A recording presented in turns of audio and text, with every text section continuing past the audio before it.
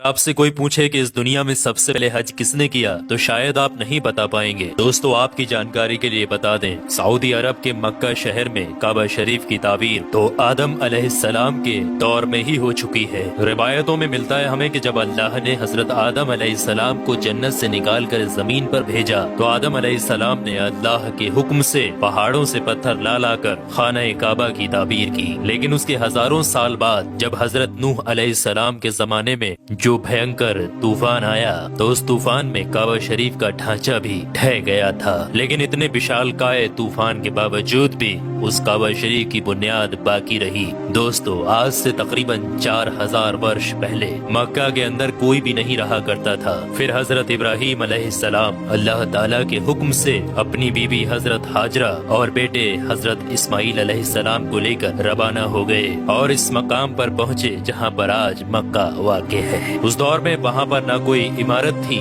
نہ پانی، اور نہ ہی یہاں پر کوئی رہا کرتا تھا۔ درختوں کے نام پر صرف ببول وغیرہ کی جھاڑیاں ہوا کرتی تھی۔ حضرت ابراہیم علیہ السلام نے بیوی اور بچوں دونوں کو یہاں بیٹھا دیا، تھوڑا سا پانی اور کھجوروں کو بھی پاس میں رکھ دیا، اور پھر آپ علیہ السلام شام کی طرف چلے گئے۔ حضرت ابراہیم علیہ السلام دوسری بار جب مکہ شریف آئے تو قیام نہ کیا، لیکن جب تیسری بار تشریف لائے تو حضرت اسماعیل علیہ السلام سے فرمایا کہ بیٹا اللہ تعالیٰ نے مجھے ایک حکم دیا ہے۔ تو حضرت اسماعیل علیہ السلام نے کہا تو اطاعت کیجیے۔ تو حضرت ابراہیم علیہ السلام نے کہا کہ اللہ تعالیٰ نے مجھے حکم دیا ہے کہ یہاں پر ایک گھر بناؤ۔ گھر کی تعمیر شروع ہو گئی۔ حضرت اسماعیل علیہ السلام پتھر لاتے جاتے اور حضرت ابراہیم علیہ السلام بناتے جاتے تھے۔ جب تعمیر ذرا بلند ہو گئی تو حضرت اسماعیل علیہ السلام ایک پتھر کو اٹھا کر لائے جو کہ حضرت ابراہیم علیہ السلام اس پر کھڑے ہو کر تعمیر کر رہے تھے۔ یہی مقام ابراہیم بھی ہے۔ یہ باپ بیٹے دیوار کو اٹھاتے جاتے تھے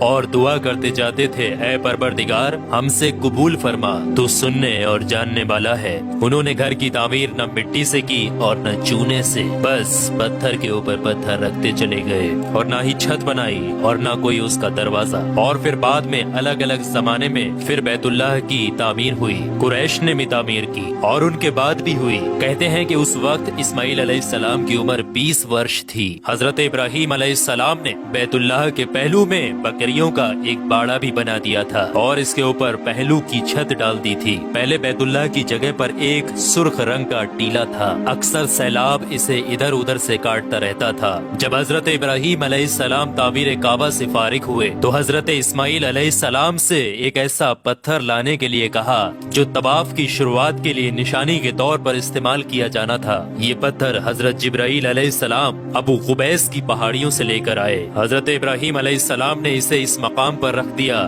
جہاں پر وہ اب تک قائم ہے۔ روایتوں میں آتا ہے کہ یہ پتھر بہت روشن تھا۔ حضرت جبرائیل علیہ السلام نے انہیں تمام مقامات بھی دکھائے۔ اور دوستو جب حضرت ابراہیم علیہ السلام کو اللہ کی طرف سے لوگوں کو حج کرنے کی دعوت دینے کا حکم ہوا تو حضرت ابراہیم علیہ السلام نے اللہ سے یہ سوال کیا کہ اے میرے خدا یہاں پر کون لوگ ہیں جو کہ میری آواز کو سنیں گے؟ اللہ تعالیٰ نے فرمایا کہ اے ابراہیم آواز دینا تمہارا کام ہے اور لوگوں تک اس آواز کو پہنچانا میرا کام ہے۔ دوستو اس کے بعد حضرت ابراہیم علیہ السلام ابو قبیس کی ایک بڑی سی پہاڑی کے اوپر چڑھ کر ایک بڑے سے پتھر کے اوپر کھڑے ہوئے اور لوگوں میں حج کرنے کا اعلان کیا کہ اے لوگوں اللہ تعالیٰ نے ایک گھر بنایا ہے اور تم پر حج فرض کیا ہے، لہٰذا تم اپنے پروردگار کی آواز پر لبیک کہو۔ تو اللہ تعالیٰ نے حضرت ابراہیم علیہ السلام کی اس آواز کو اتنا بلند کر دیا کہ اس آواز کو دنیا کے ہر ایک انسان نے سنا، یہاں تک کہ پیڑ پودوں کو بھی وہ آواز سنائی دی، جس کی وجہ سے پہاڑ اور پیڑ پودوں میں بھی یہ خواہش ہو گئی کہ وہ بھی اللہ کے اس پاک گھر کی زیارت کریں۔ اللہ تعالیٰ نے حضرت ابراہیم علیہ السلام کو یہ حکم دیا کہ وہ اس گھر کو رکوع اور سجدہ کرنے والوں کے لیے پاک اور صاف رکھیں۔ علماء اکرام کے مطابق حضرت ابراہیم علیہ السلام کے اس اعلان کے بعد